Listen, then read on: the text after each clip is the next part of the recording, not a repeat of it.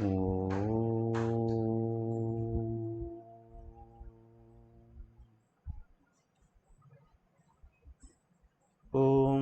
సహనావవతు సహనౌ భునక్తు సహ వీర్యం కరవావహై తేజస్వినావధీతమస్తు మా విద్విషావహై. ఓం శాంతి శాంతి శాంతి. ఓం గురుర్బ్రహ్మా గురుర్విష్ణు గురుర్దేవో మహేశ్వరః గురురేవ పరం బ్రహ్మ తస్మై శ్రీ గురవే నమః. ఓం ప్రపన్నపారిజాతాయ స్తోత్రవేత్రైకపాణయే జ్ఞానముద్రాయ కృష్ణాయ గీతామృతదుహే నమః. హరి ఓం.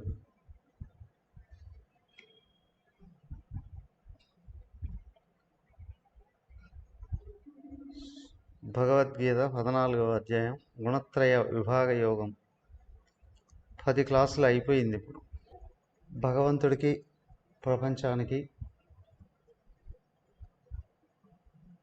భగవంతుడికి జీవులకి, జీవులకి ప్రపంచానికి సంబంధం ఏంటో చెప్పారు. అవును,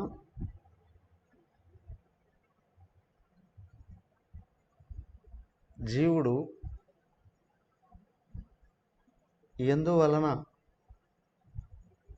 తన స్వరూపాన్ని మరచిపోతున్నాడో కూడా చెప్పారు.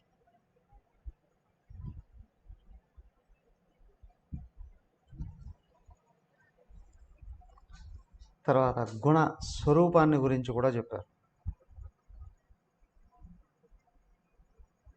ఏ గుణాన్ని పెంచుకోవాలి అంటే ఏం చేయాలని కూడా చెప్పారు. ఏ గుణం పెరుగుతూ ఉంటే ఎలాంటి లక్షణాలు వస్తాయో కూడా చెప్పారు.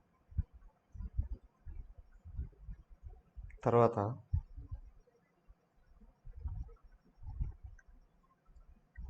ఏ గుణం పెరుగుతూ ఉన్నప్పుడు చనిపోతే ఎలాంటి జన్మలు వస్తాయో కూడా చెప్పారు.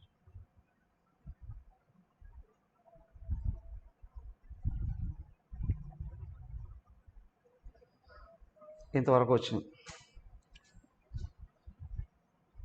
దాదాపు ఎన్ని శ్లోకాలు అయిపోయి? 15 శ్లోకాలు అయిపోయింది. ఇంకొక 12 శ్లోకాలు మాత్రం ఉంది. ఇంతవరకు మనకేం అర్థమైంది?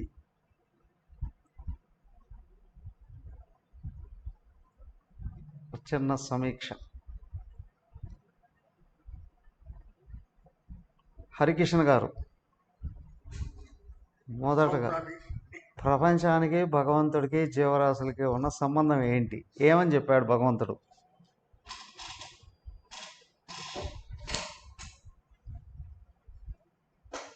రోజే మీరు గుణాలు అంటే తాడు అనే పదంతో వ్యక్తం చేసింది స్వామి.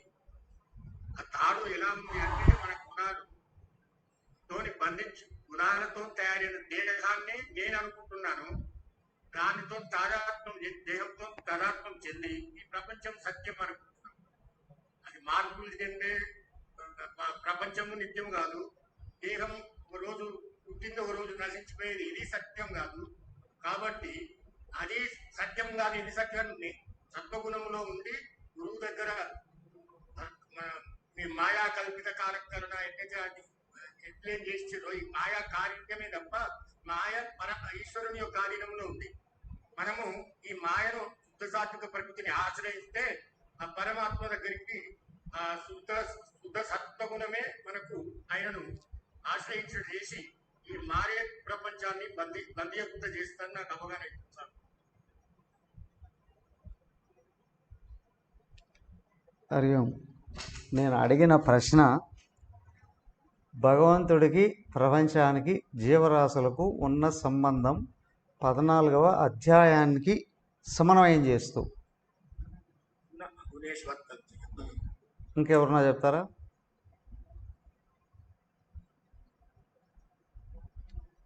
14వ అధ్యాయంలో చెప్పిన శ్లోకాలను ఉదాహరిస్తూ ప్రపంచానికి, భగవంతుడికి, ప్రపంచానికి, జీవరాశులకి. ఉమ్? జీవరాశులకి, భగవంతుడికి, జీవరాశులకి, ప్రపంచానికి ఉన్న సంబంధం ఏంటి? మొదట ప్రపంచానికి, భగవంతుడికి ఉన్న సంబంధం ఏంటి? శాస్త్ర ఈ అధ్యాయాన్ని సమన్వయం చేస్తూ చెప్పాలి. అడిగిన ప్రశ్న మాత్రమే.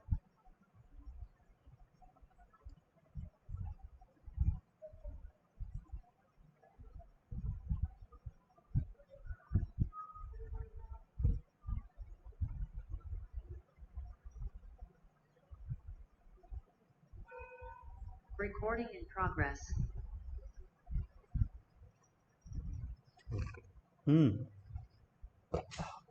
ఆగిపోయారు.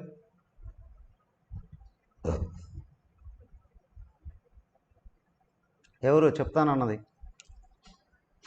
హరివం స్వామిజీ. ప్రపంచం యొక్క అవ్యక్త రూపాన్ని పరమాత్మ. ప్రపంచం యొక్క అవ్యక్త రూపమా? అంటే పరమాత్మ ప్రపంచం కనపడుతుంది, అందు ఆధార శక్తి పరమాత్మే. చేతనత్వం వచ్చి పరమాత్మే, కానీ మనకు కనపడేది ప్రపంచం.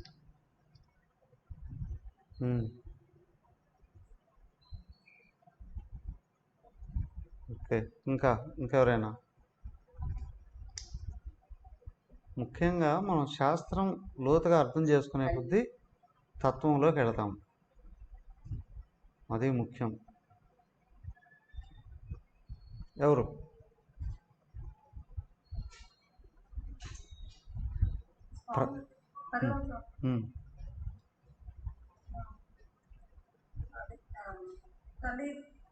తండ్రి బీజం అయితే తల్లిదండ్రుల రెండు కలిసినప్పుడు బీజం భగవంతుడు అవుతారు.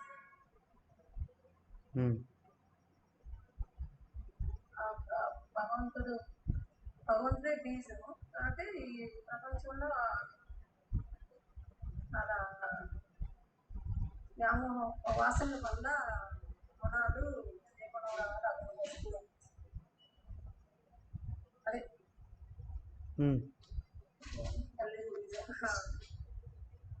తల్లిదండ్రి. ఓకే, శ్లోకాన్ని ఉదాహరించండి, పర్లేదు. పుస్తకాల దగ్గర ఉన్నాయి కదా అందరికీ. ఏ శ్లోకంలో ఏం చెప్పారో దాన్నే చెప్పండి చాలు.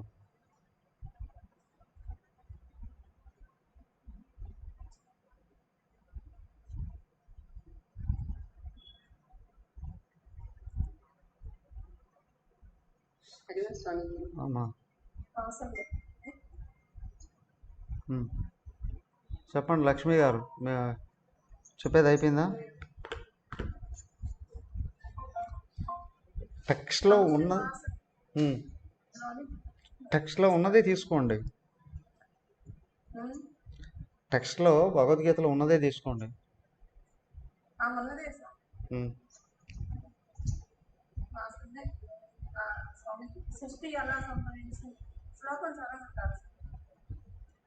చెప్పండి, ఒక లైన్ చెప్తే చాలు.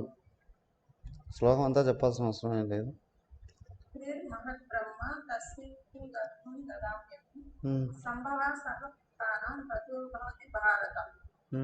సమష్టి భక్తులు నాయోని, అందులో నేను బీజాన్ని ఉంచుతాను. అన్ని ప్రాణులకి దాని నుండే సంభవిస్తుంది. సృష్టి ఎలా సంభవిస్తుంది? పిల్లలు జన్మించడానికి తండ్రి బీజం, తల్లి యోని రెండు కావాలి. అలాగే సర్వ ప్రాణులు సమష్టి వాసులనే యోని నుండి భగవంతుడు చేయడం అనే బీజం కారణంగా జనిస్తుంది. అది ఓకే. ప్రపంచానికి అదే భగవంతుడికి సంబంధం అనేది అలా వస్తుంది. వాసన వల్ల గుణాలు వస్తాయి. సరే, ఇంకా ఓకే. రామసుబ్బమ్మ గారు, మీరే చెప్పారు.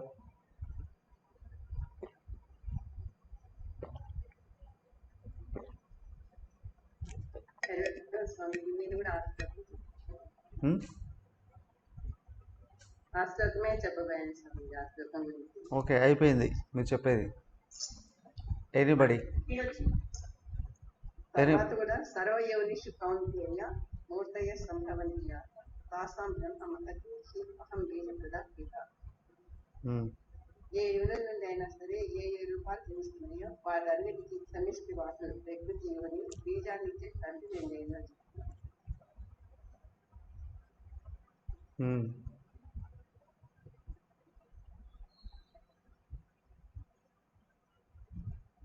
భగవంతుడి చైతన్యం బీజం, సమిష్టి వాసుల యువని. అయితే మనకి జన్మనిచ్చే తల్లిదండ్రులు వారు లేకుండా మనం ఉంటామే. ఈ విషయాన్ని భగవంతుడు భౌతిక జనని జనపించే విశ్వర శరీరాలు తండ్రి నుండి తల్లి గర్భంలోకి చేరిన బీజాలని ఫలిస్తాయి. ఏ బీజంలోకి జీవుడు జనిస్తాడో ఆ బీజమే 9 మాసాల తర్వాత శిశువుగా జనిస్తుంది. సమిష్టి వాసుల యువనిగా భగవంతుడి చైతన్యాన్ని కలిసినప్పుడు సూక్ష్మమైన జీవాత్మ సంభవిస్తుంది. అదే భౌతికమైన తల్లిదండ్రులకు శిశువుగా జనిస్తుంది.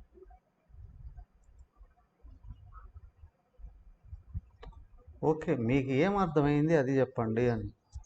పుస్తకాన్ని అంటే ఈ శ్లోకంలో ఇది ఉంది అని చెప్తూనే మీకు అర్థమైంది తెలియపరచండి. చదువుతూ ఉంటే దానికి టైం అయిపోతుంది. ఇప్పుడు శాస్త్రం వింటూ ఉన్నది మనం అర్థం చేసుకొని ఆచరించడానికి. అర్థం చేసుకోవాలి, సమన్వయం చేసుకోవాలి, తర్వాత ఆచరించాలి.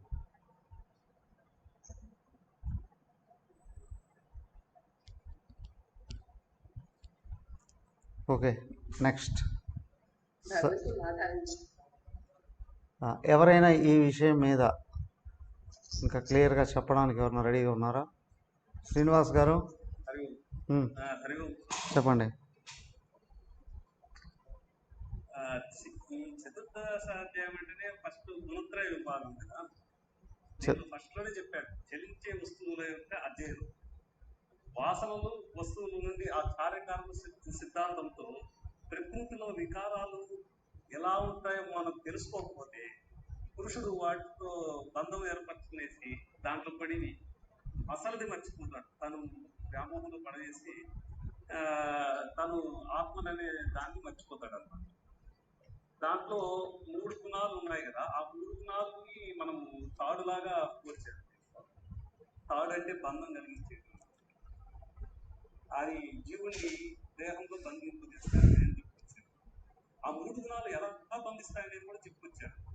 సత్యము ఎలా ఉంటదంటే నిర్మలంగా ప్రకాశంగా ఉంటది, అది బాధలు లేకుండా ఉంటది కాబట్టి హరియం అడిగిన ప్రశ్నకి స్వామి అడిగిన ప్రశ్న ఏంటి దానికి మాత్రం చెప్పండి. ఇప్పుడు పుస్తకం చదివి ఎక్స్ప్లెయిన్ చేయడం కాదు, మీకు లోపలికి ఏం అర్థమైంది అనేది అవసరం.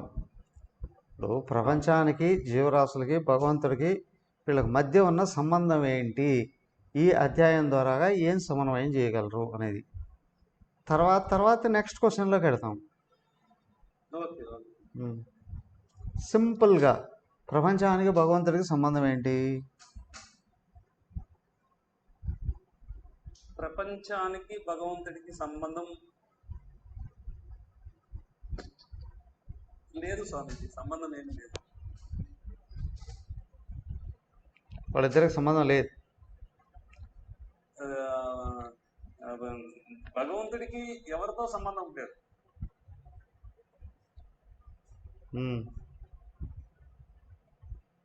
సంబంధం పెట్టుకోడు కూడా ఆయన, అంతే. వాళ్ళంతా సంబంధం లేకుండానే ఉన్నారంటారు. అది ఆయన వ్యక్తమవుతున్నాడు అంతే. ప్రపంచంలో కానీ జీవరాశులు కానీ వ్యక్తమవుతున్నాడు కానీ, దాని ద్వారా వ్యక్తమవుతున్నాడు కానీ, బట్ దాంతో అయితే సంబంధం లేదు. ప్రపంచం ఎట్లా వ్యక్తం అవుతుంది? ప్రపంచము భగవంతుడు ద్వారానే వ్యక్తం అవుతాను. మరి సంబంధం లేదంటారు? సంబంధం లేదు. ఇప్పుడు కరెంటు బల్బు లైట్ వ్యక్తం అవుతుంది కానీ కరెంటుకి బల్బుకి సంబంధం లేదు. అంటే అట్లయితే విడిపోవచ్చు కదా, విడదీసేయచ్చు కదా, ఎందుకు కలపడం? వ్యక్తం కాదు అసలు. ఇప్పుడు అది కాదు, ప్రపంచానికి భగవంతుడికి సంబంధం లేకపోతే భగవంతుడుగా ప్రపంచంగా ఉంటాయా? ఉండవు. ఆ, ఆయన ఆధారంతో వ్యక్తం అవుతా ఉంది అంతే. సో కాబట్టి ఆ లోపల ఉన్న సంబంధం ఏంటి అనేది. Okay, anybody else? Harivamsha Swamiji. Sesham garu చెప్తున్నారా? చెప్పమంటారా స్వామి? చెప్పండి. భగవంతుడు పురుషుడు భగవంతుడే, ప్రకృతి మాయ అమ్మవారు ఆదిశక్తి. ఆ, జనన మరణాలు అనేవి వారి చేతిలోనే ఉంటాయి. ఆ, మనకు కనిపించే తల్లిదండ్రులు వేరైనా దానిలో చలనాన్ని ప్రవేశపెట్టేది భగవంతుడు మాత్రమే. ఉమ్, భగవంతుడు అంతటా ఉన్నాడు. భగవంతుడిని ఆశ్రయించే మాయాశక్తి ఉంది, తానే ఆదిశక్తి. ఉమ్, కాబట్టి ఆ కారణ శరీరంలోకి పరమాత్మ మాయ ద్వారా, మాయ అమ్మవారు ఉమ్, సమష్టి కారణ శరీరం వల్లే ఆ మాయ అనేది మనకి వ్యక్తం అవుతుంది. ఉమ్, ఆ పరమాత్మ ఈ స్థూల సూక్ష్మ కారణ శరీరాల్లోకి అమ్మవారు రూపంలో బీజాన్ని ప్రవేశపెడితేనే అది స్వామి భగవంతుడి యొక్క దీనివల్లే చైతన్యం కలుగుతుంది. ఉమ్, ఏ బీజంలో పెట్టి ప్రవేశిస్తాడో ఆ బీజమే జీవుడిలాగా ప్రేరేపిస్తాడు. గుడ్. ఉమ్, కాబట్టి తల్లి మాయ ద్వారా బీజం పెరగడానికి అవకాశం ఉంటుంది. ఉమ్, కర్మఫలాలు ఇచ్చేవాడు, మళ్ళీ ఆ కర్మఫలాలు విస్తృతం చేసేవాడు కూడా ఆ లోపల నుంచి వచ్చే ఆ భగవంతుడే. ఓకే. ఆ భగవంతుడికి అన్నీ తెలుసు, కానీ గుణాలు అంటే మన ప్రారంభ కర్మలు మన దీనివల్ల ఆ గుణాలు వస్తాయి. ఆ గుణాలు కూడా అట్లేముండదు, మనం ఏర్పరచుకున్న దాన్ని బట్టి ఆ గుణాలు మనకి వ్యక్తం అవుతూ ఉంటాయి. ఓకే. ఆ గుణాల వల్లే మన దేహాలకు కట్టుబడేస్తాయి. ఓకే. ఏదో ఒక విషయానికి మనము ఈ ప్రపంచంలో ఏదో ఒక విషయానికి బాధితమైతే లోపల విషయాన్ని మర్చిపోతుంటాము. మనకి ఏ గుణం అయితే ఎక్కువగా ఉంటుందో దాన్ని ఆందోళన, అంటే సుఖం అనేది సహజంగా ఉంటుంది, దుఃఖం అనేది మనం తెచ్చిపెట్టుకుంటాము, బాధ అనేది మానసిక రోగాల వల్ల వస్తుంటుంది.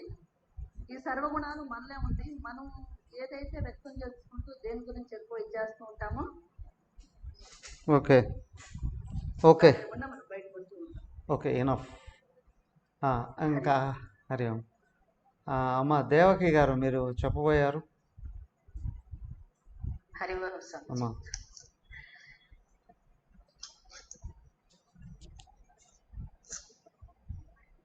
పద్మూడవ అధ్యాయం క్షేత్ర క్షేత్రజ్ఞ విభాగ యోగంలో అక్కడ భగవానుడు క్షేత్రం గురించి, క్షేత్రజ్ఞుని గురించి వివరిస్తూ క్షేత్రం నుంచి క్షేత్రజ్ఞుడు ఎలా విడిపడతాడనే దానికి మధ్యలో ప్రకృతి ఇదే మనకు ఆటంకం అవుతుంది అన్నట్టుగా చెప్పినప్పుడు ప్రకృతిని దాటాలి. ప్రకృతిని దాటి గుణాతీతమైనప్పుడే మనము పరమాత్మని ఆత్మస్థితిని పొందుతామని చెప్పినప్పుడు 13వ అధ్యాయం అయినాక ఆ ప్రకృతి గురించి ఈ 14వ శ్లోకంలో 14వ అధ్యాయంలో పూర్తి వివరణ ఇస్తుంది. ఏదైనా మనం దాన్ని దాటాలనుకున్నప్పుడు దాని గురించిన సమగ్రమైన జ్ఞానం ఉన్నప్పుడే దాన్ని మనము ఎలా అధిగమించాలి, ఎలా చేరుకోవాలనే విషయం తెలుస్తుంది.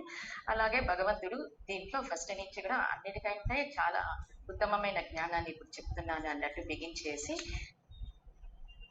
కారణ శరీరము వాసనలు సంస్కారాలన్న అవ్యక్తంగా ఉన్న కారణ శరీరం అనే యోనిలోకి నేను బీజాన్ని ప్రవేశపెడుతున్నాను, నేను తండ్రిని అన్నట్టుగా చెప్పినప్పుడు చైతన్యాన్ని ప్రవేశపెడతాడు.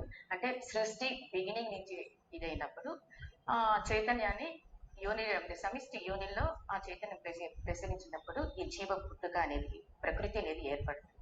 ప్రకృతి ఏర్పడినాక ప్రకృతి నుంచి 3 గుణాలు వస్తాయి స్వామీజీ. ఆ 3 గుణాలు ఎలాంటివి, ఆ 3 గుణాలు ఎలా, అంటే ఆ గుణాల స్వభావం ఎలా ఉంటుంది, దాని నుంచి మనం ఎలా ఉంటాము అని చెప్పేసి ఒక చాలా ఇది విశ్లేషణాత్మకమైన విచారణ అంతా ఈ అధ్యాయంలో ఉంది స్వామీజీ. ఫస్ట్ సత్వం అనేది ఎలా ఉంటుంది, సత్వము, రజస్సు, తమస్సు 3 గుణాల గురించి చెప్తూ సత్వము ఎలా ఉంటుంది. చాలు ఇనఫ్. నెక్స్ట్ క్వశ్చన్ వరకు. ఓకే, సరే.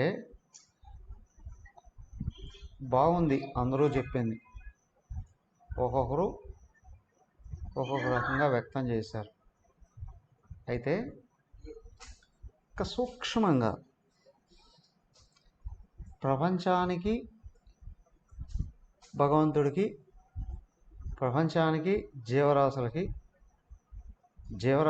భగవంతుడికి ట్రయాంగిల్, ఈ రిలేషన్ ఏంటి అనేది ప్రశ్న. సూక్ష్మంగా గుర్తించండి. శ్రీనివాస్ గారు వింటున్నారా? వింటున్నాను సార్. చూడండి, ఇప్పుడు ఫస్ట్ ఒక మాటలో మీరు ప్రపంచానికి భగవంతుడికి సంబంధం లేదు అన్నారు. అయితే విషయం గుర్తించి చూడండి. ఇప్పుడు తాడులో పాము కనిపించింది అనే ఉదాహరణ ఇచ్చారు. తాడుకు పాముకు సంబంధమే లేదు అని అంటే ఇప్పుడు తాడు లేకపోయినా పాము కనిపిస్తుందా? లేదు స్వామిజీ, అదే చెప్పాను కదా, ఆయన లేదే ప్రపంచం వ్యక్తం కాదు. సంబంధం ఏంటి తాడు అనేటువంటిది ఉంటేనే పాము అని అనుకుంటాం, తాడు లేకపోతే పాము. వినండి వినండి వినండి వినండి వినండి అది ఒకటి. రెండోది, చెట్టు మోడులో దయ్యం కనిపించింది. చెట్టు మోడులో దయ్యం కనిపించింది. చెట్టు లేకపోతే దయ్యం కనిపిస్తుందా? కనిపించదు. కానీ చెట్టు ఏమైనా దయ్యంగా కనిపించిందా? లేదు. తాడేమైనా పాముగా కనిపించిందా? లేదు. కానీ తాడు లేకపోతే పాము కనిపించడానికి అవకాశం లేదు కదా. కారణం ఎక్కడుంది ఈ తేడాకి? ఒకటి దృష్టిలో పెట్టండి. రెండోది, మూడో ఎగ్జాంపుల్ బాగా విని చూడండి. ఇది వస్తే కానీ ఇది క్లారిటీ రాదు. సినిమా హాల్లో కూర్చున్నాం, సినిమా చూడాలి అనుకున్నాం, తెర మాత్రం ఎదురుగా ఉంది.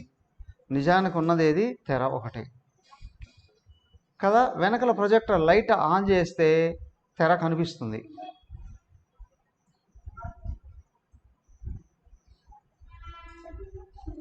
అంజయ్ గారు, మీ ఫోన్ అన్మ్యూట్ అవుతుంది, అక్కడ డిస్టర్బెన్స్లు పైకి వస్తున్నాయి.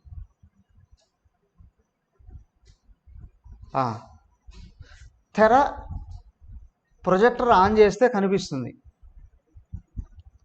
కదా. తెర ఉంది, ఓకే, తెర ఉండడం వలన సినిమా కనిపిస్తుంది. కానీ ఆ సినిమా కానీ తెర అయినా సరే ప్రొజెక్టర్ ఆన్ చేస్తేనే కనిపిస్తాయి. ఇప్పుడు ప్రొజెక్టర్ ఆన్ చేస్తే తెర కనిపిస్తుందండి, ఓకే.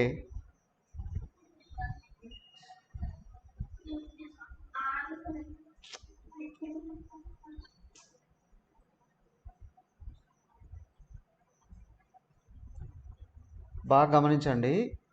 తెర అంటే ఆత్మ యొక్క సత్తా.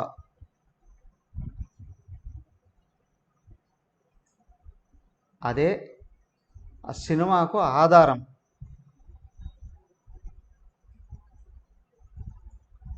కనిపించేది ప్రపంచం, ప్రపంచానికి ఆధారం ఆత్మ యొక్క సత్తా.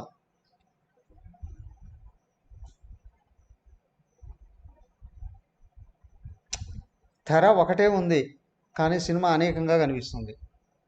సినిమా కనిపించాలి అని అన్నా వెనకల ప్రొజెక్టర్ లైటు ఆన్ చేస్తేనే కనిపించేది, తెర కనిపించాలి అని అన్నా కూడా.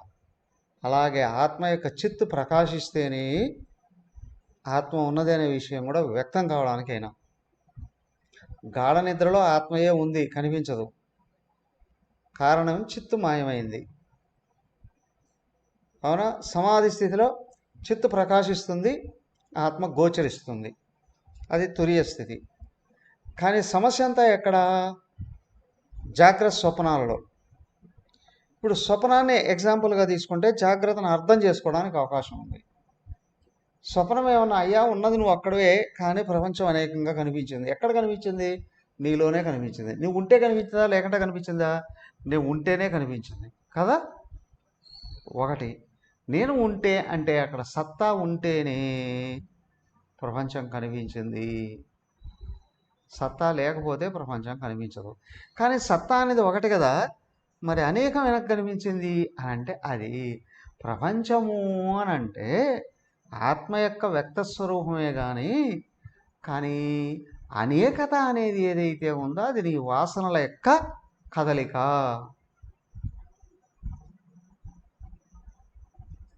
గాఢ నిద్రలో ఈ విషయాన్ని స్పష్టంగా అర్థం చేసుకో. అక్కడ నువ్వు సత్తా మాత్రమే ఉంది, చిత్తు కూడా అక్కడ లేదు కాబట్టి నీకు గోచరించలేదు. ఇంకో స్టెప్ దాటితే చిత్తు కనిపిస్తుంది, కానీ ఇంకో స్టెప్ వెనక్కి వస్తే స్వప్నం దగ్గరకు వస్తే ఉన్నది నువ్వు ఒక్కడే అనేకాన్ని చూసావు. నేను అనేది ఉంది అనుకోవడం ఎగ్జిస్టెన్స్ సత్తా. దాంట్లో మాయ అంటే నీ ఆలోచనలే, నీ సంస్కారాలు కదిలే ఆలోచనలు అయితే ఆ ఆలోచనలే అక్కడ స్వప్నంలో కనిపించాయి. కాబట్టి అక్కడ ఏంటంటే ఉన్నది నేను ఒక్కడే నిజమేనండి, అనేకం కనిపించింది నిజమేనండి. మరి అది నిజమా అబద్ధమా? కనిపించింది కానీ నిజం కాదు. మేల్కొన్న తర్వాత అబద్ధం అంటున్నావు. మేల్కోనంత వరకు నిజమని అనుకుంటున్నావు, మేల్కొన్న తర్వాత నిజం కాదు అని అనుకుంటున్నావు. ఎందుకు అంటే నాలో నేనులో ఆలోచనలు కదిలాయి. అయ్యా ఈ స్థూలమైన ప్రపంచం యావత్తు కూడా అంతే అంటున్నారు. అర్థం చేసుకోవడానికి వేదాంతం చెప్పేది నేను అనేది ఒకటే ఉంది, అది ఎగ్జిస్టెన్స్ సత్తా. అది లేదు అంటే ప్రపంచం కనిపించదు. తాడు లేదు అంటే పాము కనిపించదు. మోడు లేదు అంటే దయ్యం కనిపించదు. తెర లేదు అంటే సినిమా కనిపించదు. అవునా? బాగా గమనించు. కనిపించే ప్రతి నామరూపానికి ఆధారం అస్తిత్వం ఆత్మ యొక్క సత్తాయే. కానీ ఈ భిన్నత్వం ఏంటి అంటే అదే మాయా. ద్వైతం మాయా, అద్వైతం సత్యం. ఆత్మ ఒకటే ఉంది, అందరూ ఒప్పుకునేది. ఇదే అద్వైతం. అద్వైతం అనేది వేరే సిద్ధాంతం కాదు. భగవంతుడు నేరుగా చెప్పాడు ఆత్మ ఒక్కటే ఉన్నది అని. అదే ప్రపంచం కనిపించినా ఒకటే ఉంది, ప్రపంచం కనిపించకపోయినా ఒకటే ఉంది, ప్రపంచాన్ని దాటేసినా ఒకటే ఉంది. అంటే జాగ్రత్తలో ఒకటే ఉంది, స్వప్నంలో ఒకటే ఉంది, గాఢ నిద్రలో ఒకటే ఉంది. తుర్యానికి వెళితే తెలుస్తుంది. స్వప్న సుషుప్తుల్లో ప్రయత్నాలు ఉండవు, తెలుసుకోవడాలు ఉండవు. కానీ జాగ్రత్తలో ప్రయత్నం చేస్తావు, ప్రయత్నం చేసి అందుకుంటే సమాధి, అది తురియం. మధ్యలో ఉన్న రెండు ఎగిరిపోతాయి. నువ్వు జాగ్రత్తలోనే అందుకోవడానికి ఎట్లా అంటే ద్వైతాన్ని తోసివేస్తే అద్వైతంలో నిలబడతావు. ద్వైతం అద్వైతములో కదిలే కదలిక, ఆ కదలికని మాయా అన్నారు. నీకు అనేకంగా కనిపిస్తూ ఉండడానికి కారణం ఏదైతే ఉందో అది మాయా. అంటే సంస్కారాలే. ఎందుకు మాయా అన్నారు అంటే అవి ఇట్లా వచ్చి అట్లా వెళ్ళిపోతున్నాయండి, అవి నిజం కాదు. అవునా? నిజమైతే ఎప్పటికీ ఉండేటివి, ఇప్పటి నుంచో ఉండేటివి, కానీ అట్లా కదిలి వెళ్ళిపోతూ ఉన్నాయి కాబట్టి వాటిని మాయా అని అన్నారు. అవునా? మాయా ఇండివిజువల్ అయితే నీ జీవితం అనుకుంటున్నావు, మాయా సమష్టి కనిపిస్తే ప్రపంచం అని అనుకుంటున్నావు. ఇండివిజువల్ అయితే నీ స్వప్నం అనుకుంటావు, సమష్టి అయితే ప్రపంచం అనుకుంటున్నావు. అందరి సంస్కారాలే మాయా. మాయ అనేకంగా కనిపించడానికి కారణమవుతుంది, కానీ అనేకంగా కనిపిస్తున్నది కూడా ఆత్మయే. సినిమా లేకపోయినా తెర కనిపిస్తుంది, ఉంది. సినిమా ఆడుతూ ఉన్న తెర ఉంది. తెర ఒకటి లేకపోతే సినిమాయే లేదు. తెర లేదు అంటే సినిమా లేదు. అవునా? సినిమా కదిలింది అంటే తెర కనిపించకుండా పోతుంది, అనేకం వ్యక్తం అవుతున్నట్టుగా ఉంటుంది. కానీ తెర నిజం, ఆ కదిలే సినిమా మాయ. అలా కదిలే ఇట్లాగా వెళ్ళిపోతుంది. ఏ తెర ఎన్ని సినిమాలు వచ్చాయో అలాగే ఒకే ఆత్మ ఎన్ని రూపాలు కదిలి వెళ్ళిపోతూ ఉంటాయో, అలా పుట్టి ఇలా మారుతూ అలా వెళ్ళిపోయేటివి మాయా. అవి నిజం కాదు, శాశ్వత సత్యం కాదు. శాశ్వత సత్యం వాటికి వెనకల ఉంది ఏకంగా ఆత్మ ఒక్కటే. అవునా? అయితే కదిలే ప్రతి రూపం లో నుండి రూపానికి వెనక నుండి కూడా వ్యక్తమైతే చైతన్యం. రూపం కనిపించడానికి ఒక విధంగా ఆధారం సత్తా అయితే, రూపం కనిపించడానికి వెలిగించేది చూసేది రెండు చిత్తే. అవునా? చైతన్యమే రూపం నిలబడడానికి బయట నుండి ఆధారం అవుతుంది, లోపలికి వెళ్ళి జీవింపజేస్తుంది.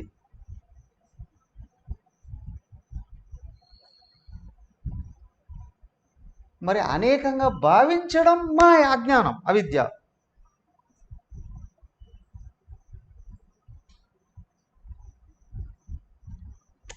ఫర్ ఎగ్జాంపుల్, ఒక కంపెనీలో ఒక మూస నుండి వ్యక్తమైన అనేక రకాల బొమ్మలు ఉంటాయి, పలానా కంపెనీ ఇవి అని అంటాం. అలాగే మాయా అనే ఇది భగవంతుడు అనే కంపెనీ నుండి మాయా అనే మూసలో అనేక రకాల బొమ్మలే ఈ నామరూపాలు.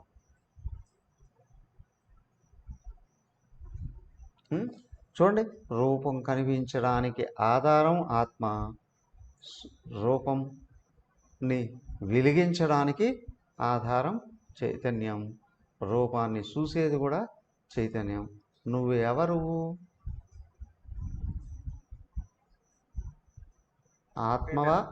ఆత్మవా మాయవా? ఆత్మ. సో కాబట్టి ఆత్మ ఒక్కటే. ఆత్మకు ప్రపంచానికి ఆధారం ఆత్మ యొక్క సత్తా. ప్రపంచాన్ని చూపించేది చూసేది ఆత్మ యొక్క చిత్తు. ఇది తెలిస్తే జ్ఞాని, తెలియకపోతే అజ్ఞాని.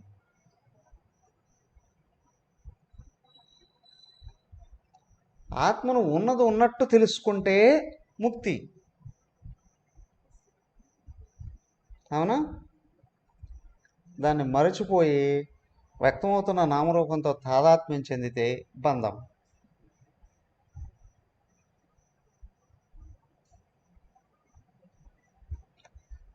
నేనుగా గుర్తిస్తే జ్ఞానం, నేను దేహం అని భావిస్తే అజ్ఞానం.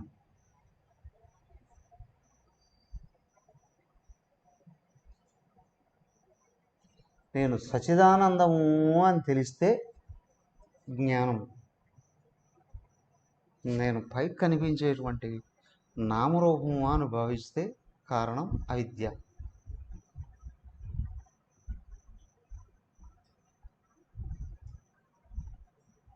పాము కనిపించినా కనిపించకపోయినా తాడు మాత్రం ఉంది. నామరూపాలు కనిపించినా కనిపించకపోయినా ఆత్మ మాత్రం ఉంది. జాగ్రత్తలో ఉంది, స్వప్నములో ఉంది, గాఢ నిద్రలో ఉంది. కానీ తుర్యంలో తెలుస్తుంది ఆత్మ ఒక్కటే ఉంది అని. జాగ్రత్తలో అర్థం చేసుకోవచ్చు, అర్థం చేసుకున్న దాంట్లో నిలబడితే సత్వగుణం. భిన్నత్వం నిజం అనుకుంటే రజోగుణం. దానికి నువ్వు రజోగుణంలో ఉన్నంత వరకు ద్వైతాన్ని నమ్ముతావు, ద్వైతంలోనే ఉంటావు. సత్వగుణంలోకి వచ్చేటప్పటికి అద్వైతం నిజం అని తెలుస్తుంది. దాన్ని దాటితే అనుభవం వస్తుంది. అనుభవం వస్తుంది. ఇప్పుడు నామరూపం వ్యక్తమైన సత్తాయే నువ్వు. తాడు మాత్రమే ఉన్న పాము ఎందుకు కనిపించింది? తాడే ఉన్నది అనే విషయం నీకు తెలియట్లేదు కాబట్టి, చూడలేదు కాబట్టి. నామరూపం ఉన్నప్పటికీ కూడా నువ్వు ఆత్మను తెలుసుకోలేదు కాబట్టి దేహాన్ని అని అనుకుంటున్నావు. విచిత్రం ఏంటంటే ఉదాహరణలన్నీ అక్కడ బయట ఉన్న విషయాలు చెప్పబడుతున్నాయి, కానీ అవన్నీ తన మీద ప్రయోగించుకోవాలి. అన్యత్వం మీద ప్రయోగిస్తే కేవలం విషయ జ్ఞానమే వస్తుంది. తన మీద ప్రయోగించుకుంటే అనుభవ జ్ఞానం వస్తుంది. ఏమండి, నేను సచిదానందాన్ని అయితే నాకు ఎందుకు తెలియలేదు, ఆలోచన ఆపు తెలుస్తుంది. నువ్వు ఆలోచన ఆపడానికి సాధన కావాలి, తపస్సు కావాలి. ఆలోచన ఆపాలి అన్నా, ఆపితే ఏముంటుంది అని అన్నా తెలుసుకోవడానికి జ్ఞానం కావాలి.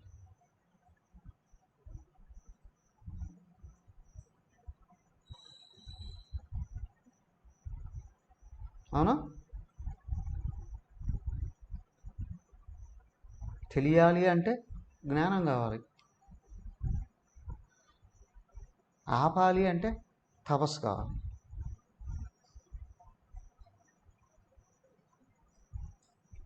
సో శ్రవణం చేస్తూ ఉన్నాం, స్పష్టంగా అర్థం చేసుకుంటే బుద్ధిలో జ్ఞానం వస్తుంది. దాన్ని మన మీద మనం ప్రయోగించుకున్న మనసును ఆపడం తపస్సు, ఆపితే అనుభవం వస్తుంది. ఏమండి, ఎప్పుడు ఆగుతుంది? ఏమయ్యా, ప్రయత్నం చేసి 1 నిమిషమన్నా ఆపలేవా? కనీసం 10 సెకండ్లైనా ఆపలేవా? ఆపగలనండి. అప్పుడు చూడు, నామరూపం కనిపించకపోయినా నువ్వు ఉన్నావో లేదు. ప్రాక్టికల్గా అర్థం చేసుకొని చూడు. గాఢ నిద్రలో గంటలు గంటలు ఆగిపోతుంది, నువ్వు లేవా? ఎస్ ఉన్నా. ప్రతిరోజు స్వప్నం వస్తుంది, ఒక్కడే అంటే అనేకం కనిపించట్లేదు. ఎస్. ఈ రెండింటినీ పట్టుకుంటే జాగ్రత్తలో సమన్వయం చేసుకోవాలి. ఉన్నది ఒకటే అనేకంగా కనిపిస్తుంది. కానీ ఆలోచన ఆపితే అనుభవం వస్తుంది.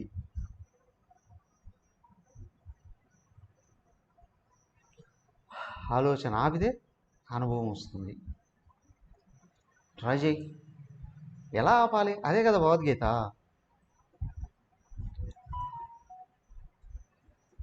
ప్రపంచాన్ని అర్థం చేసుకోవడానికి, జీవరాశులను అర్థం చేసుకోవడానికి, భగవంతుడిని అర్థం చేసుకోవడానికి, ఇవన్నీ అర్థం చేసుకొని నేను ఈ ప్రపంచంలో దేహంగా అనుకుంటున్నా కాదు, ప్రపంచానికి ఆధారమైన ఆత్మనై ఉన్నాను, అర్థం చేసుకో.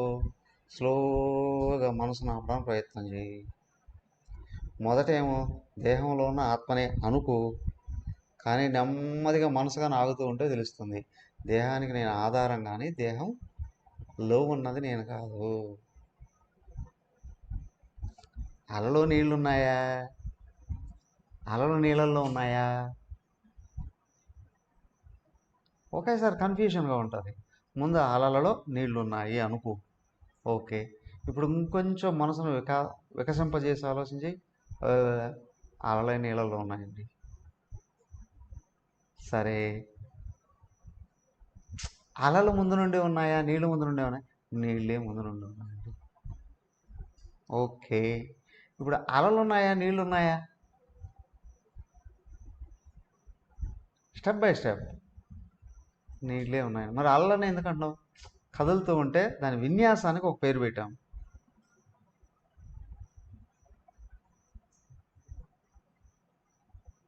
అలాగే ఉన్నది ఆత్మ ఒకటే,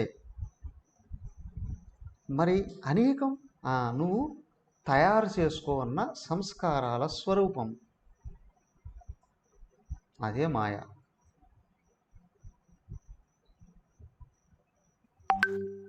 దానికే మాయా అని అన్నారు.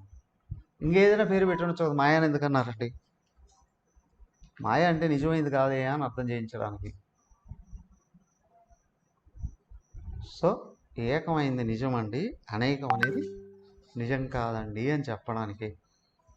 అనేకత్వం మారిపోతూ ఉంటుంది, నిజం కాదు. ఏకమైంది మాత్రం నిజం. సో నువ్వు ఉన్నావా లేదా?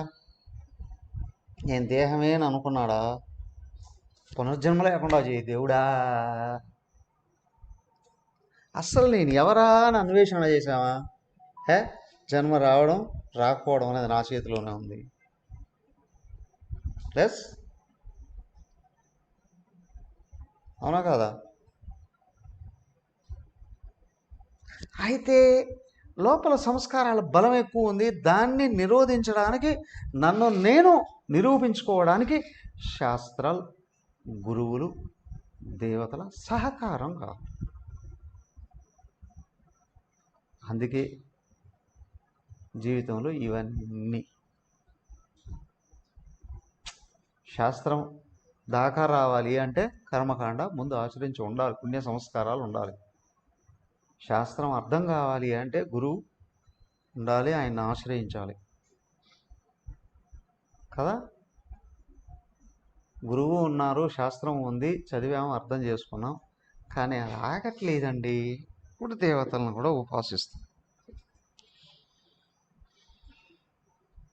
ఉపాసించడం వలన అన్ని దేవతల దగ్గరికి వెళితే చివరికి తెలుస్తుంది ఏంటంటే, నీ గురువు నిన్ను అనుగ్రహిస్తే అన్ని దేవతలు సహకరిస్తారు పోయా. గురుగ్రహం తోడైతే సర్వగ్రహాలు అనుకూలిస్తాయి కదా. గురువు ఎప్పుడు అనుగ్రహిస్తాడండి? గురువులో అనుగ్రహించకపోవడం ఉండవు, కానీ ఆయన చెప్పిన విధానాన్ని అర్థం చేసుకొని నడుస్తుంటే అనుగ్రహిస్తున్నాడు అని తెలుస్తుంది. కానీ నా ఇష్టాన్ని ఆయన అనుగ్రహించలేదే అని అనుకున్నప్పుడు ఆయన అనుగ్రహించలేదు అనేది అనిపిస్తుంది. ఇంకొక అడుగు ముందుకేసి అహంకారం బలిసిపోయింది అంటే, నా మాట వినడే ఆయన, నాకు ప్రాధాన్యత ఇవ్వడే. అవునా? గురువుల్ని అంటాం, దేవతల్ని అంటాం కదా, మార్గాలు కూడా అంటాం. దేహాత్మ బలిసిపోతే దాన్ని బలి ఇవ్వగలగాలి. దానికి దేవాలయానికి వెళ్ళే ముందు మొట్టమొదటి బలి పీఠం కదా, ధ్వజస్తంభం, బలిపీఠం, తర్వాత ఆ దేవుడి యొక్క భక్తుడు, ఇవన్నీ దాటితే దేవుడి దగ్గరికి వెళ్తాం. దేహాత్మ భావాన్ని బలిస్తే అదో ధ్వజస్తంభం లాగా వెలుగుతావు, వికసిస్తావు అని చెప్పడానికి. తర్వాత ఆ దేవుని యొక్క భక్తుడిలాగా ఆయనలో ఉన్న సద్గుణాలు పెరిగితే దేవుడిని కనిపిస్తాడు. అంటే సింపుల్. ఒక స్టార్టింగ్లోనే ఆయన చెప్పేశారు, ఉన్నది ఒకటే, ఆయన యొక్క శక్తే మాయా, దానికి సాత్వికి అన్నాం ఆయన. కానీ మన గుణాలు ఉన్నాయి, తమోగుణం, రజోగుణం, ఇవి దాంట్లోకి వచ్చి కలిసినప్పుడు అది గుణాలుగా. ప్రకృతి ఏకమే గాఢ నిద్రలో అది ఉంటుంది, కానీ చైతన్యం ప్రకృతిలో ప్రవేశిస్తే ఏమయ్యా, గుణాలు కదిలి కారణ శరీరాలు వ్యక్తమవుతుంది. సమష్టిగా ఉండేటప్పుడు ప్రకృతి, వెస్ట్లోకి వచ్చినప్పుడు గుణాలు, అదే అవిద్యామాయ, మనకు గుణాలు వ్యక్తం అవుతాయి. సో కాబట్టి ఏంటంటే గాఢ నిద్రలో అందరూ ఒకడైపోతున్నారు, స్వప్నంలోకి వచ్చినా మళ్ళీ వేరు వేరు, స్థూలంగా వచ్చేటప్పటికి మళ్ళీ మారిపోతున్నాయి కదా. స్పష్టంగా సూక్ష్మంగా దీన్ని అర్థం చేసుకోండి.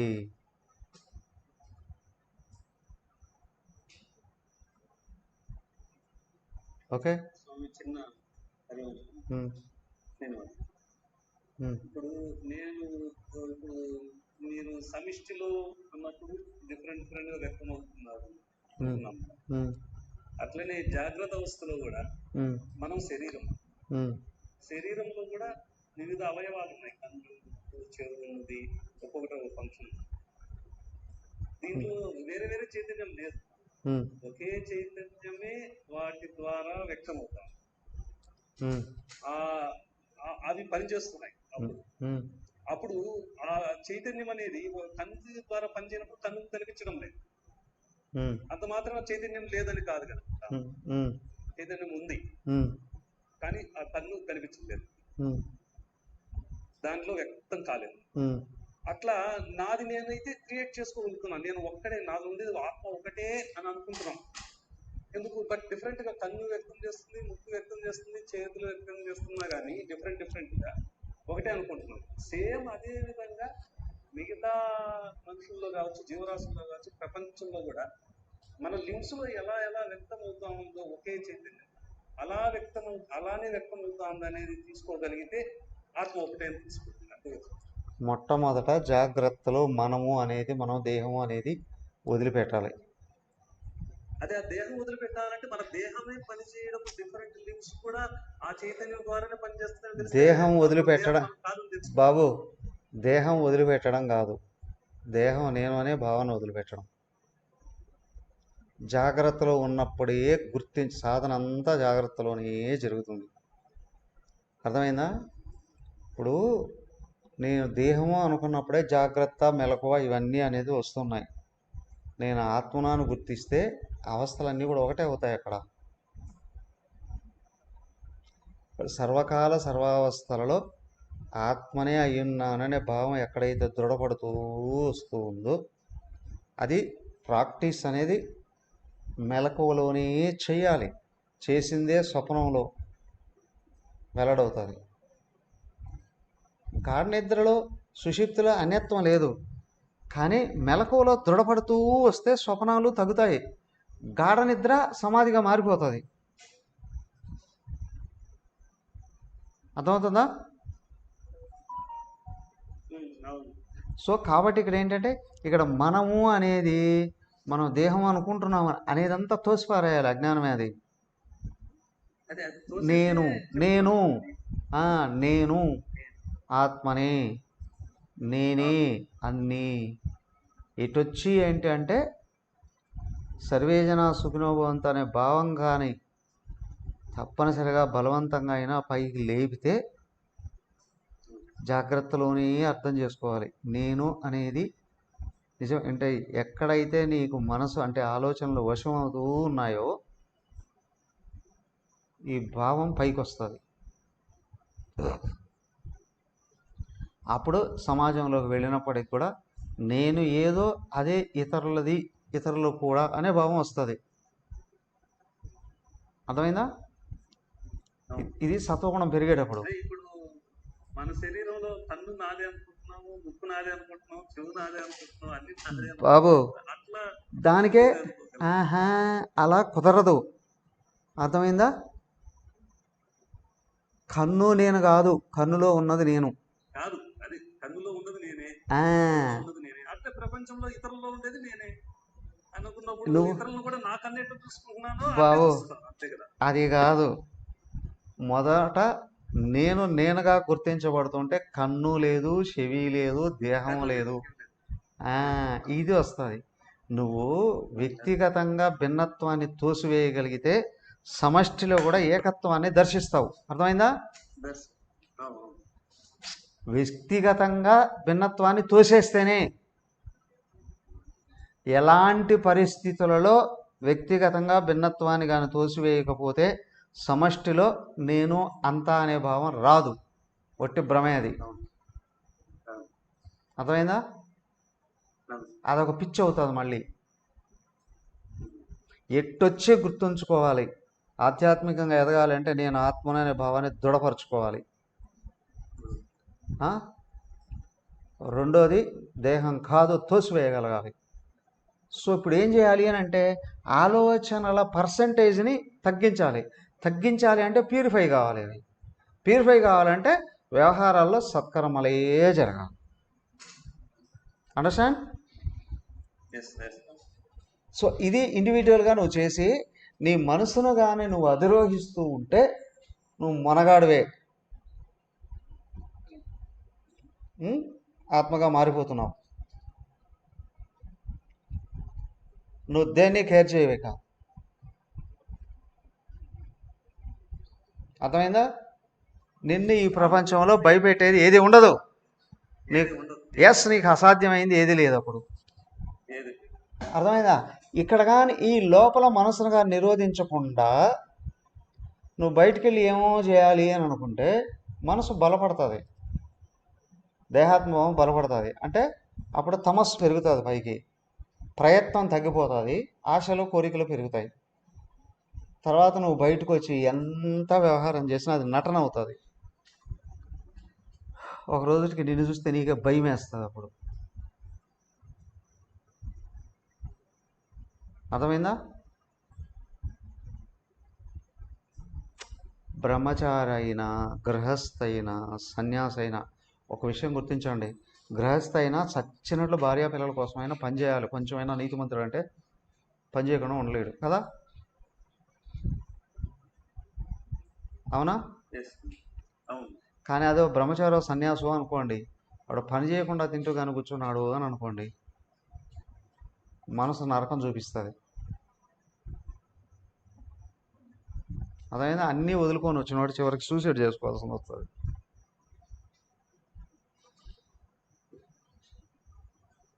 కారణం ఒక్కటే, వాడు ఇతరుల మీద వేస్తాడు, కానీ తన మనసును కానీ తను నిరోధిస్తే ప్రపంచమే లేదు, ఎవడు నిన్ను బాధ పెట్టేది. ఎస్, ఎస్, కానీ అది కానీ నీకు చేత కాకపోతే నీకు నువ్వే నరకాన్ని సృష్టించుకున్నవాడు అవుతావు. సో కాబట్టి తెలుస్తుంది. ప్రపంచంలో పోయినప్పుడు మళ్ళీ మారిపోతున్నాం. నువ్వు ఇరుకోవచ్చు. అయ్యా ఒక్కటే, మొదట దానికే ప్రతిరోజు ఆ సాధన అనేది కర్మలోకి వెళ్ళబోయే ముందే అని మనోళ్ళు సామాన్యమైన విషయం నుండి చెప్పారు. నువ్వు పుణ్యకర్మ మొదలు పెడుతున్నావు అంటే దీపం వెలిగించి మొదలుపెట్టు అని. అవునా? అవునా? అవును. నువ్వు గృహస్థాశ్రమంలోకి వెళ్ళే ముందు కూడా జ్ఞానాన్ని నేర్చుకొని వెళ్ళు అని అన్నారు గురుకుల విద్య ద్వారాగా. వృత్తి విద్య ముక్తి విద్య రెండు నేర్చుకొని వెళ్ళవయ్యా అన్నారు. వృత్తి విద్య సంపాదన గృహానికి, ముక్తి విద్య మనసును శుద్ధి చేసుకోవడానికి, ఆత్మను బహిర్గతం చేసుకోవడానికి. Repetition, some amount of philosophy is also essential in addition to normal education in our life to make better out. So కాబట్టి ఒక్కటే సూత్రం, సూక్ష్మాతి సూక్ష్మంగా తన మనసును శుద్ధం చేసుకొని నిరోధించుకోవడమే జీవితం. Yes, Yes. అవునా? దాన్ని కంటిన్యూ చేయాలి. ఈరోజు ఇస్తున్నాం వల్ల అది కామన్ దాని సూత్రం, ప్రిన్సిపల్, ప్రాథమిక సూత్రం, ప్రైమరీ ప్రిన్సిపల్.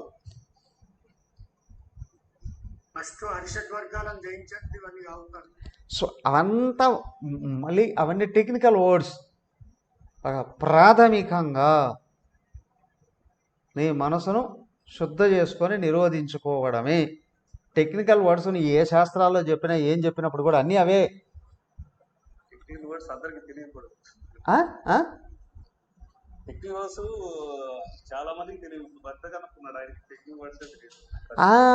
ఇప్పుడు నీకు శాస్త్రం తెలిసినా తెలియకపోయినా టెక్నికల్ వర్డ్స్ అదే కదా. అక్కడ 13వ అధ్యాయంలో చివరికి వచ్చేటప్పుడు చెప్పాడండి, కొంతమంది ఏకత్వ భావంతో యజ్ఞాలు చేస్తారు, భిన్నత్వ భావంతో యజ్ఞాలు చేస్తారు, తర్వాత కొంతమందికి ఏ జ్ఞానాలు ఉండవు, విని దాని మీద దృష్టి పెట్టి కూడా తరించిపోతారు. అర్థమైందా? నువ్వు కర్మయోగం చేస్తున్నావా, భక్తి యోగం చేస్తున్నావా, జ్ఞానయోగం చేస్తున్నావా, ధ్యానయోగంలో ఉన్నావా, అసలు ఏమీ లేవా అయ్యా, అవన్నీ కాదయ్యా సమస్య. నీ మనసును శుద్ధి చేసుకొని నిరోధించుకుంటే నువ్వే మొనగాడివి. ఏ శాస్త్రాలు జస్ మనం అనేక రకాల కథలు కూడా విన్నాం అక్కడ. ఏంటి అని అంటే, శరీరం శిథిలమైపోతున్నా మనసుగా నిరోధించబడితే నువ్వు మహానుభావుడివే, సుఖంగా ఉంటావు. కానీ శరీరం ఎన్ని రకాలుగా ఎంత బలంగా ఉన్నప్పటికీ కూడా, ఆరోగ్యంగా ఉన్నప్పటికీ కూడా మనసుగా నిరోధించకపోతే నరకం అదే సూచిస్తుంది. మనసును శుద్ధి చేసి నిరోధించుకోవడమే జీవితం, అదే సాధన. ఓకే, అదే ఎలా అనేదే ఈ గుణాలను గురించి అధ్యయనం చేస్తున్నాం. మనసు ఎన్ని రకాలుగా ఉంటుందంటే ఎన్ని రకాల గుణాలు అవే. దేన్ని పెంచుకోవాలి, దేన్ని తెంచుకోవాలి, అది కొంచెం విపులంగా అక్కడ చెప్పారు మనకి. ఎక్కడ నుండి కూడా 3వ శ్లోకం 4వ శ్లోకం నుండి చెప్పింది అంత. ఓకే, స్టడీ చేయండి బాగా, అందుకే ఒక క్లాస్. హరివంశ్ స్వామి, అమ్మా హరివంశ్ స్వామి, అమ్మా మీరు సత్తు చిత్తు చెప్తున్నప్పుడు నేను అనేది సత్తు చిత్తు అంటే చూపించేది చూసేది అన్నప్పుడు నాలో ఉండే చైతన్యము ఎదుటిగా ఉండే సత్తుని వెలిగించి చూపిస్తుంది. దాన్ని నేను మళ్ళీ రిసీవ్ చేసుకోవడం చూసే అనే అర్థం వస్తుందా, లేకపోతే వేరే అర్థం? అయితే నేను అనేది సత్తా, నేను ఉన్నాను సత్తా, అది నాకు తెలుస్తుంది చిత్తు. మీరు ఉన్నారా లేదు? మీరు ఉన్నారా? ఉన్నారు. ఎలా తెలుస్తుంది? చిత్తు ద్వారా తెలుస్తుంది, జ్ఞానంతో తెలుస్తుంది. అవునా? చిత్తు సుషుప్తిలో లయమవుతుంది, అప్పుడు తెలియదు. అప్పుడు కూడా ఉన్నారా?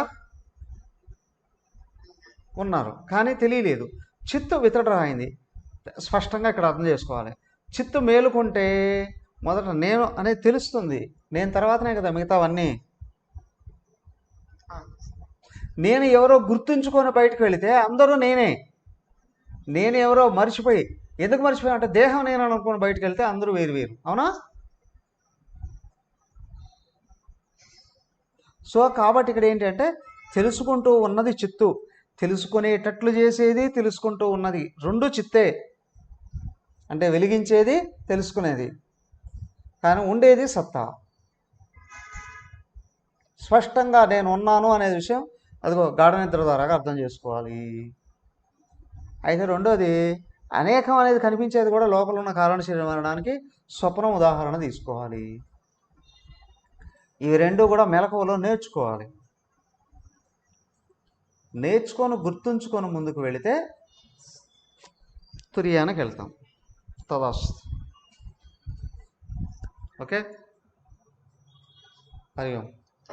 ఓం సర్వే భవంతు సుఖినః, సర్వే సంతు నిరామయాః, సర్వే భద్రాణి పశ్యంతు, మా కశ్చిద్ దుఃఖభాగ్ భవేత్. ఓం శాంతి శాంతి శాంతి. హరి ఓం. శ్రీ గురుభ్యో నమః. హరి ఓం.